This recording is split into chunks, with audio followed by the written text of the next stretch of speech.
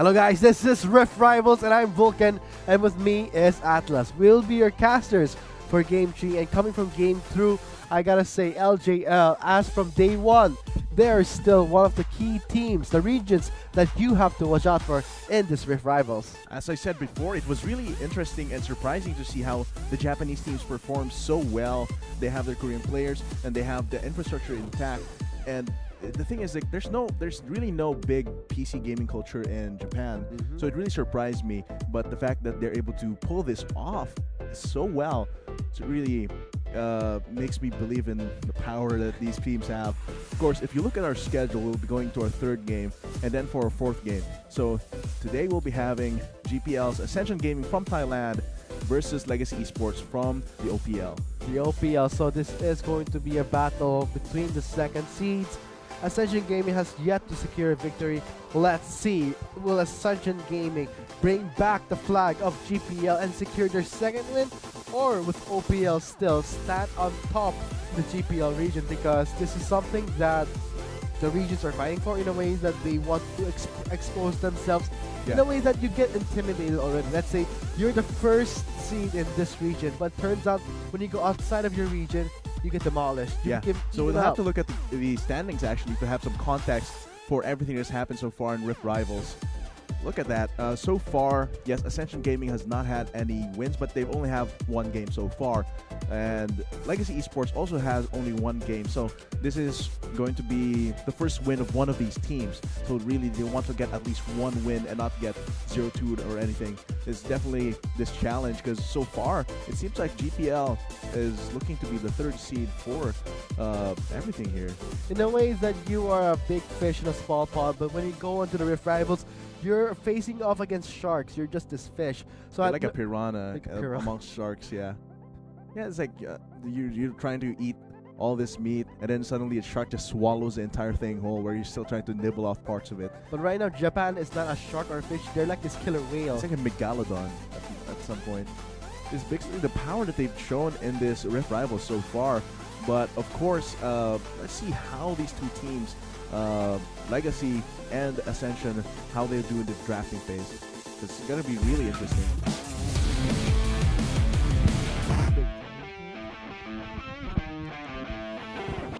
Let's get straight to the drafting phase with Ascension Gaming opening it up with the Rek'Sai pick. But looking at the bans first, Nunu, Caitlyn, and Camille banned away for Legacy Esports, whereas for Ascension Gaming, they do not have access for the Thresh, the Zac, and the Callista for Lloyd. Interesting focus ban coming in from Legacy Esports. But I gotta say, for Tally, he did perform really well in the top lane, so understandable that Ascension Gaming will really try and focus him out. Seems like the pattern so far for Rift Rivals is that these bans usually are multilateral. They go to different roles. There's usually not one focus ban unless it's like a superstar player, like Autos maybe. So but let's I look gotta at it. say, when the junglers are, let's see who is the better jungler, hands down on Carbon. I've seen the games he played in day one, and I gotta say, I'm actually a fan of him, because the way he played jungle was that at the first 4 minutes of the game already, he gets like the first item, a Tiamat, if it's gonna go a Rek'Sai. But I can see that Ascension Gaming has removed that Rek'Sai from Stole it away from him, but now he has the Elise, which another Queen of the Jungle has the similar purpose in the early game, which is to pressure, have really fast rotations around the jungle, gank really early, have lots of CC and damage early game, which can transition to a disruption bot later in the game. So this really plays into how Carbon plays, and it seems like Legacy Esports really knows their win conditions just from the get-go. So we are going to be seeing a cat fight in the jungle. Who is the better dominatrix in the jungle? Will it be the Rek'Sai or the Elise? Definitely. As for the bot lane here, very standard bot lanes here. Utility, 80 carries on the Varus and the Ashe, as well as mage supports with lots of poke and protection with the Karma and the Lulu. So right now, the second picking phase is being finished off for Legacy. They are focusing out Lloyd again, batting out the Galio. It's going to be a very, let's see, more of a respect round, because we did see Carbon on a Rek'Sai once with the Locket of the Solari. I'm a fan in a way that it's very refreshing. He likes to play around his team, so I think I like that's something from a jungler, because normally junglers are more of this selfish style, and when they get a huge lead, and they at least try to demolish the team. Yeah, usually their job in pro play as a jungler is to really set success up for your team, definitely. And Carbon playing to that is definitely helping his team as a whole.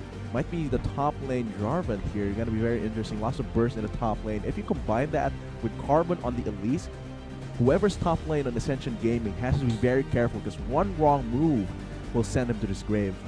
So right now, Ascension Gaming, they are deciding for their top laner and have yet to be secured. Legacy Esports, they already showed their cards. Let's see. Meanwhile, Legacy is does have the final pick there for the mid lane, so they can choose to counter G4's LeBlanc here. As for the top lane, it will be the Gragas lock-in for Renren. Very, very tanky, and it's actually very good against the Jarvan, who he can mitigate a lot of the burst that Jarvan can bring up with the Drunken Rage. And not to mention, wow, it might actually be the mid lane Karma here with a support Zyra.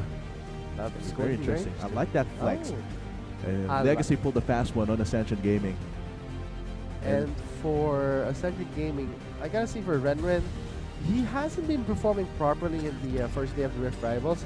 So we'll be going on to the game pretty much shortly, but I love how the draft from Legacy Esports really got the fast one of the Ascension Gaming. Really flex picks all throughout, really confused them, but Lloyd will be on that Ashe with the Lulu support. So the bot lane duo would be having an easier time against Legacy Esports. But for the mid lane, I don't think Claire is going to have a good time against on the block. Yeah, definitely. But of course, Karma does have that survivability and like huge shield that comes with a speed boost, which can break the tether that LeBlanc can bring with the stun and the snare. Of course, we'll be seeing how all that plays out once the game starts here in Rift Rivals. Of course, looking at these two compositions, it's going to be very interesting to see how every lane is influenced by the junglers. Because in Southeast Asia, in GPL, the GPL region, the junglers can be very strong. But it seems like here, once you get into a bigger pond, as you said, the other regions' junglers are also very powerful. So I think in general, a lot of these regions have very, very strong junglers, because I think the game has become very jungler-centric in how they can have so much control over the factors of the match. So having a good jungler, a competent jungler, is definitely an important aspect for a pro team. So for the powerful junglers to dictate how they path, I think it's more onto the laners, because how the laners perform really determines how the junglers will route in a way and path, because you can be the god of jungles, but you can't be a miracle worker. So I gotta hope that Ascension Gaming will have to lane properly, especially the top side will be much more of a stalemate because of the Gragas and the Jarvan. But when it comes to team clashes, I gotta hand it to Renren.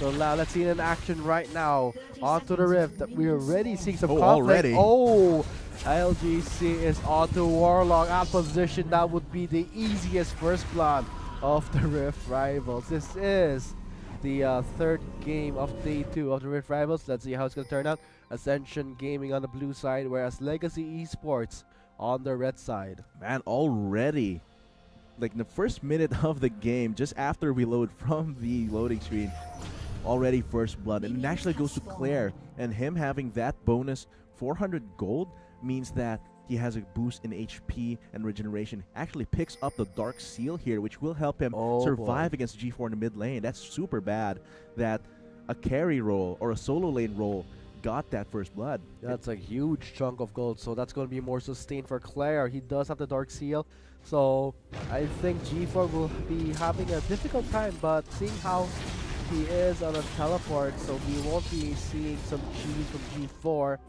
Not much kill pressure, so Claire will really have more space to breathe in the mid lane. Definitely.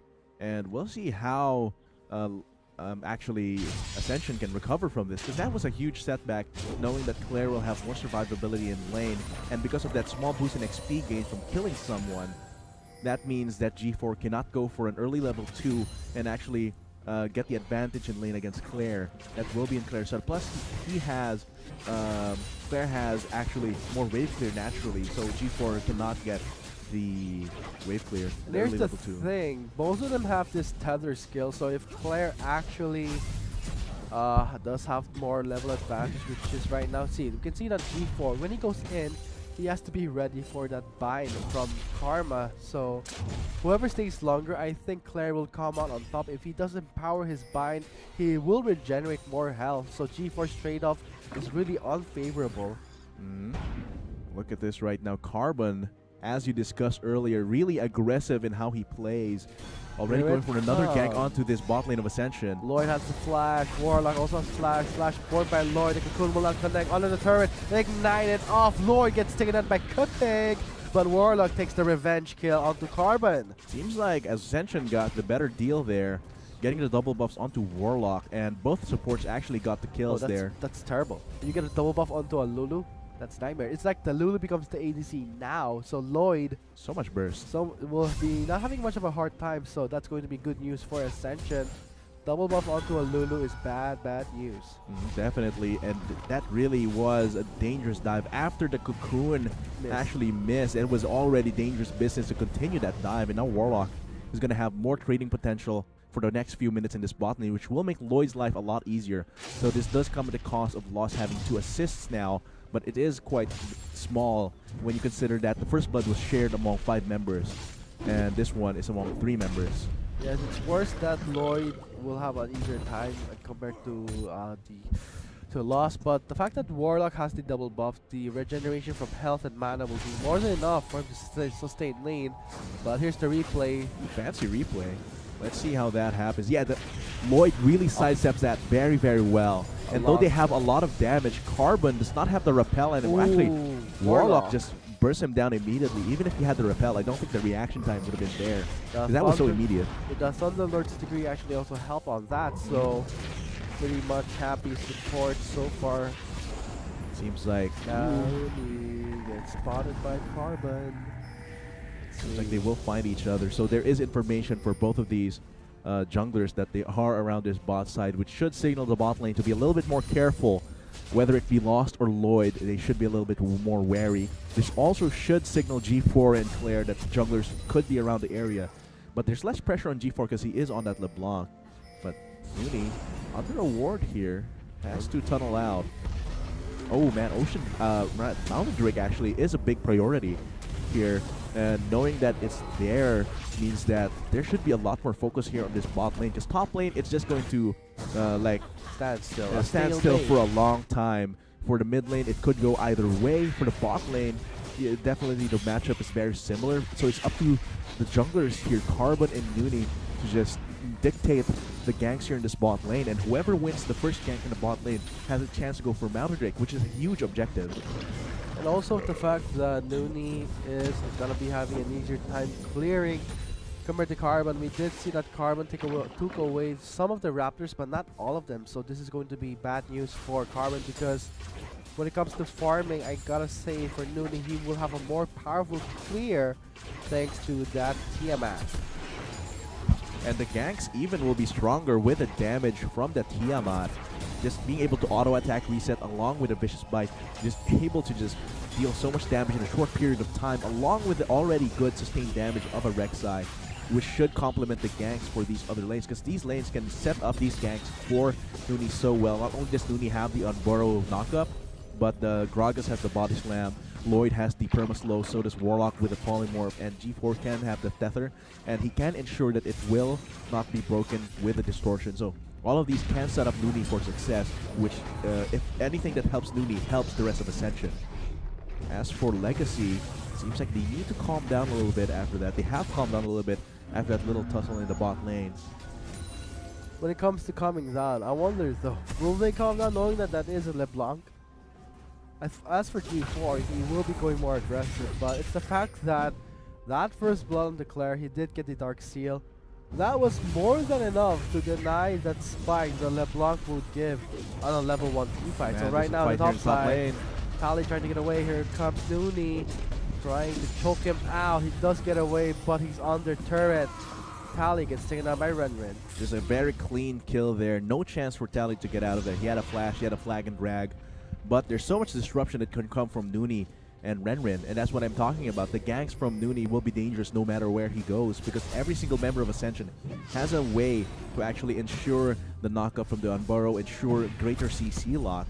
On the side of Legacy, they have that as well, but it's a little bit more delayed, considering that Grasping Roots is actually slower than the Polymorph. And at level 6 Spike, I do think that the Enchanted Crystal Arrow has more utility at the level 6 Spike than the Chains of Corruption. Oh, already Ascension Gaming has the level 6 Spike for Lloyd, whereas Lost has yet to reach level 6. This is showing when it comes to the assist, but right now Lost will have to catch up in the XP. So far, G4 level 7. Carbon has yet to reach level 6. Will not really matter, it's an Elise, but Nooney will have more kill pressure, knowing that Rek'Sai has the level 6. Scary execution potential for his next gank, and he's hovering around the bot lane because he wants that Mountain Drake as well. That's a huge objective. And seeing a juicy bot lane of Legacy, very squishy. Cupcake is super squishy. Lost as well is not very mobile. So a gank there in the bot lane is going to be very effective. It seems like Claire might be the victim next. Let's see, Hawkshot actually establish some vision here. Oh, Claire knows what's up thanks to the control where G4 misses Carbon's that around the tether. area. Claire, when G4 has a did get a standoff in the brush side. So the Mountain Drake will have to wait. Normally they do get it when it's like 13 minutes into the game. Look at Carbon though. Really aggressively rotating, putting down some deep vision so they know where Nooney is and where he's clearing. Good setup for the Mountain Drake clear here. Actually, might be going for it. He's pulling it out of the Dragon Pit. Oh, LGC. Very risky Mountain Drake star. We do see that Claire. Warlock has recalled as well, so this is the numbers advantage to Legacy, but this is the tankiest Drake in the game, so Warlock might have some time. They're going straight forward, but Nooney is there. This is very risky, but Yeah, 4 members. I don't think he has enough vision to go in. It's very low. This is his smite range. Soon enough, Nooney lost the Mountain Drake to LGC. Carbon's very low. G-Force going in. That would be Nooney backing off. Crystal Arrow was available for Ascension there, so I don't understand why they didn't go all in. Maybe it's the fear there, because they didn't have a lot of vision deeper into the jungle there. They could have been teleport ganked by Tally as well. And it's so squishy. Yeah, definitely. So you saw how he was already half health after one volley coming from G4 and Lloyd. But the thing is there, I love that play from LGC, because what they did was, okay, Warlock's recalling. Let's do the Mountain Drake immediately. And they also, I think there's also the pressure that Nooney has the blue buff up. So there's a little bit of pressure to actually clear that top lane so you don't get behind in golden CS. Golden experience rather. So Carbon immediately goes for it, and they get it in the nick of time since they do have vision control over that. Nooney can't just dive in willy-nilly. Very well played from Legacy. So far though, the game is still very even. The gold is almost at a standstill. No real big plays that amount to super huge leads. And at this point, I think this controlled way the game is being paced at is actually favorable towards Legacy. In a way, the Legacy does have more control when it comes to a slower game. I don't think that Ascension will win it up, because when G4 has yet to get the burst he wants, he is going for the Hexing Gunblade, but Nooney going in deep in the sides of the brush in the bot lane. Really going for a lane gank here. Warlock setting it up with the sweeping lens. Oh, a flash burned by Cupcake to dodge that arrow. Man, that was a really nice flash coming from Cupcake. So really, just to really be more paranoid in a way. So Cupcake did burn the summoners there, but Lloyd will be denied of a clash in the bot lane. Nooney was there, so if Cupcake did get stunned, that would have been a huge trouble for LGC. Definitely now, because the Enchanted Crystal Arrow has been burned. Chains of Corruption now in favor of LGC, so that signals Carbon. Okay, we have the ultimate advantage. We can go for this. Oh, they do have the Chain of Corruption. Here comes the flashing for Carbon. The Cocoon misses again. Dragon Thorn will not work out. Ascension Warlock will secure the kill. G4 is now from the top mid lane. Loss is very low. G4 is still sticking out to it, but here it comes. Renren for the explosive craft displays, but still Warlock is doing so much damage, getting the double. Renren's very low. He did get killed by Tally, and now G4 is very low too, so he will be backing up, but lost. The minions might do the work. Oh, minions, please, Lloyd. Going in, very tempted for that execution. The Prey Seeker will not get him any kill. 1 for 2, however, and Oh, G4's actually G4 going for it. Over the wall, but will Okay. not commit. A bit too risky. Yeah, really too risky there. High But risk, in the end, high reward though. in the end, it is a 1 for 2 in favor of Ascension, and really, that teleport from Tally was really, really late. You saw that in that fight, there were already 2 teleports from Ascension being channeled, while Tally only teleported after those 2 finished. Very strange, and actually, I think it would have turned the tide of battle if Tally was able to get out his burst immediately and lock them down with a Cataclysm before the 2 teleports were able to come through. And I think from that bot lane brawl, they expended so much summoners, but in the end, it wasn't a huge lead they've got from Definitely that clash. not. So It's only a 1 for 2. in a way, that it's not really a big deal, but I think LGC, they want to make up for that, going for the Rift Herald. Yeah, and the thing is, Mooney is on the other side of the map here. Let's break that down. Really like the camera angle for this one, but we'll see, because the it Chains of missed. Corruption actually missed, but they still commit, thinking that they have the numbers The advantage. Cocoon also Look at missed. that. Wild Growth deals so much healing here for Lloyd, and look at these 2 teleports. This instantly means a 4v3 in favor of Ascension, and Tally only started teleporting after that one was channeled, so it's really strange how that happened. Double kill though. The thing is that the double kill went to the support Warlock, not the most optimal placement of kills. Double kills, so that's really bad news for Ascension. But I like how Lloyd was almost gonna die from that minion. Look at that, so low. Just 1 minion hit, he would have been dead. 1 Prey Seeker, 1 arrow from a volley, 1 auto attack from the LeBlanc. Might have done it, but it's way too risky to actually dive into that, because there is But a it was possibility you will get CC locked by the remaining members. But it was so tempting. Definitely tempting. I think I would have dived in for that and instantly died. But that was actually the safe play coming from Ascension. They don't want to throw anything too quickly. I bet when you dive in, you would have hit a minion. instead of Definitely. the That would have been champion. the most likely scenario. But Ascension, a little bit more restraint, a little bit more mindfulness of their situation. If they dive in, is it going to be worth it? It might have been, but the risk of losing that was actually be too big. So, the But restraint there. in the end, since double kill went to Warlock, he did pick up more aggressive support items. He did get the Sight Stone. The Frost Fang will really help him deal more damage in gold, but I gotta say, if that double kill went to G4, Would have been so good. really good start for him in the mid lane, especially right now. He's kind of deprived of golden kills. He's thirsty and hungry for more, let's see, more gold in a way that he did get the Hextech Gunblade, so I don't think that's still enough. But right now, in the bot side, the arrow will connect on the Cupcake, but Carbon is here. While it goes on the Warlord, that will be a shutdown bounty for the jungler Carbon. He will get away, but here comes Dooney from the jungle. Dooney's very low. Lost picks up the kill, and Lost is still sticking to Lloyd. He might use the piercing arrow for the finishing move, but will back away since G4 is there. Very well played there by Legacy. Immediately, decisively going in on Ascension. And very well played by Nainuni as well to go for the execute. Yeah, every time but G4 goes to the bottom, he gets nothing. Yeah, that's Feels, true. Feels very bad. Seems like he's always 2 steps behind in terms of rotation. You see that Claire is always like a few seconds ahead of this G4, and that's because Legacy is the one pushing in Ascension, which means that, yeah, Claire is definitely more in a position to roam there in the bot lane, because once he reaches past the river, it's actually nearer to his allies compared to Ascension. G4 is like this person in a party that every time he arrives, the fun is gone. It's like all the food's gone. All the food's gone, all the party's finished. Whereas Yeah. Claire is this guy always on time. Whereas G4, he goes in, it's already over, and now he just wasted more time. And this actually manifests in Claire's itemization, going for the Athene's Unholy Grail. See, more gold for the... More gold. Has the drink, took the drink from the party to give him more magic resist Oh and more boy. AP. It seems like another Mountain Drake going to Legacy if this is uncontested. This is bad news for G4. And Nooney cannot even go in. There's no vision.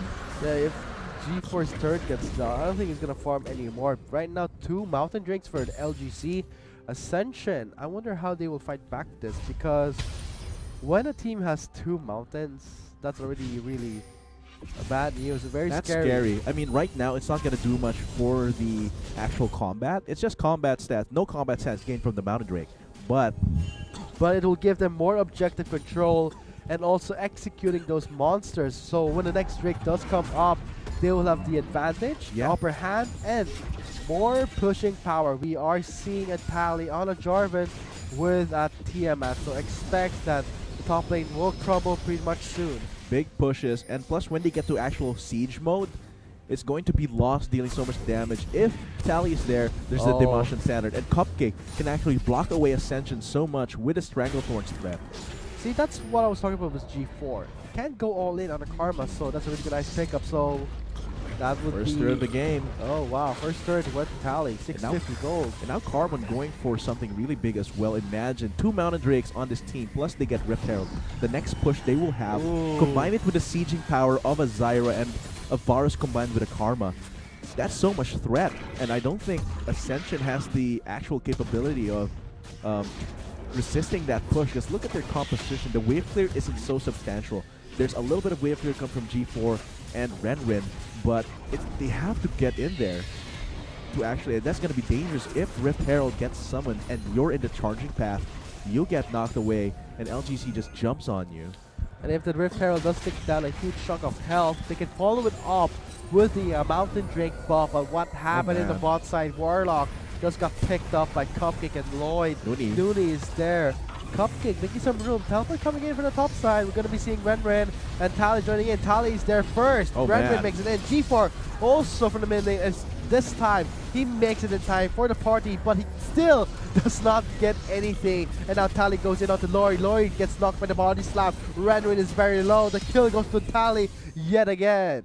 That's going to be just extending Legacy's gold lead here. 3 kills for 1. Worth it for Legacy, and I like how they were able to respond to that. Warlock just died and got caught out. Another time where Warlock just got caught out in the middle of doing something and gets instantly killed. No, not even a chance to cast Wild Growth. This gives LGC the mid lane priority. They have the Rift Herald. This is just going to fall down without a fight. The icebreaker of the party, the Rift Herald is here, but let's get straight to replay. Damage. Oh, the lockdown was there, and a flash in by Cupcake. He does not want Warlock to go big. And Nooney here actually goes for something too overzealous. Really greedy. Really wants to avenge his teammate, but here he gets cornered. Oh boy. And not even the enchanted crystal arrow can help him here. Look at G4 here, trying to get some kills, but fails in the end. Yeah, he has it snowballed. No assists, no kills.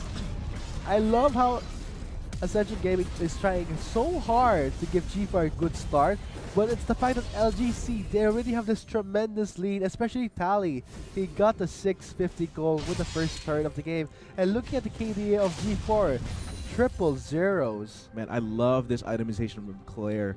All of the support items just to boost his team's effectiveness. Plus, the shields are so substantial. He survived against G4 because, well, G4 has snowballed, and he hasn't snowballed because it's so hard to kill this Karma. He finally got his first kill, so let's hope that this will be the start of something new for G4. But it is 1 kill. At this point of the game, LeBlanc... 1 kill is big for LeBlanc. Well, 1 kill is definitely big, a 400 gold boost. But at this point of the game, if you look at it in percentages, if it's early in the game and then LeBlanc gets like 400 gold, 300 gold, that's basically like a 33 or a 20% gold boost for you. But at this point of time, 20 minutes, that 300 gold is like what? 5% of what you already have. Oh, but I think that's going to be a pickoff. Maybe not. Claire's shield is just too another much. kill. G4 gets his second kill of the game. Congratulations. That's substantial. Now that's substantial. 2-2, and that's going to be LeBlanc slowly catching up in damage, and LGC will be on the lookout for G4 because they have started parties without him. He did get a bit cranky there. Yeah, he has that FOMO, fear of missing out, and actually substantial here. But here comes Carbon making a big play for the Baron, for his team. No wards inside, but the hawk shot is there. LGC gets react to it. Oh, there's the arrow. G4 going in onto Lost. He does get the tether, but backs up because Cupcake is there. Tally goes in onto G4. Instantly gets bursted by Lost, and the Stranglethorns. Nooney will be there, but he does knock up 2 members of LGC. Tally, not enough mana for the re-engage. Worth it for Ascension. They canceled the Baron when it was at the brink of death, only at the cost of G4's life. I think that's very much worth it, that rotation, but at this point, Legacy can just get back to it. There is a ward. Yeah, there is a ward here, but no vision for Ascension. They have to go in this blind. The Prey Seeker is the only source of vision they have here. Nooney's here. The Baron is low on health. Warlock is there. Carbon's so low. But the members of LGC, they're so low, especially Tally and Carbon. And the Baron is just spitting at Carbon. That's going to be very sad for LGC. Copy is very low. Lost is trying to make some damage in. Warlock is the focus. He does turn into a puppy. And the puppy will be killing Renren. He is dominating. The Chain of Corruption will not fully channel. Warlock makes it away with his flash. Again, another Baron reset. But I love how the Baron was working in favor for Ascension. But in the end, though, I think it's Legacy that got the better deal there, because in the end, that was Lost getting even more kills. Now he's 6-0-5 compared to everyone else on Ascension.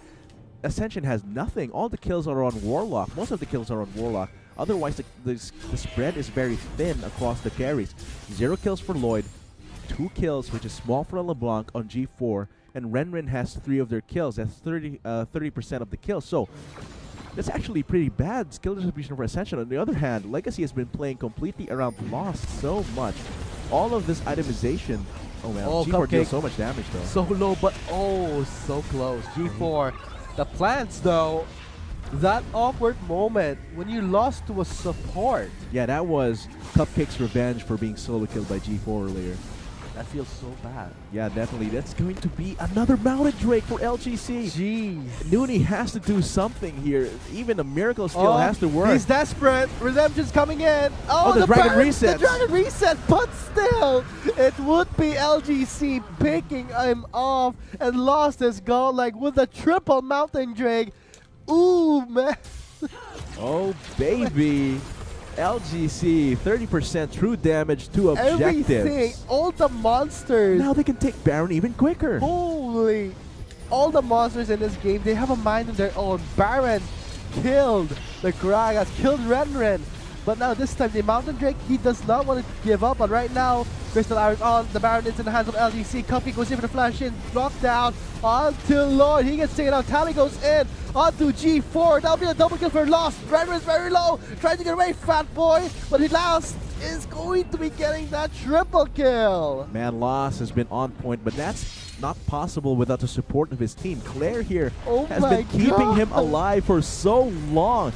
I think Lost would have had more depth this game if it's not for Claire putting down so many shields, boosting his speed so much. Look at Claire just diving in. Claire just diving in for Warlock. Lost is legendary.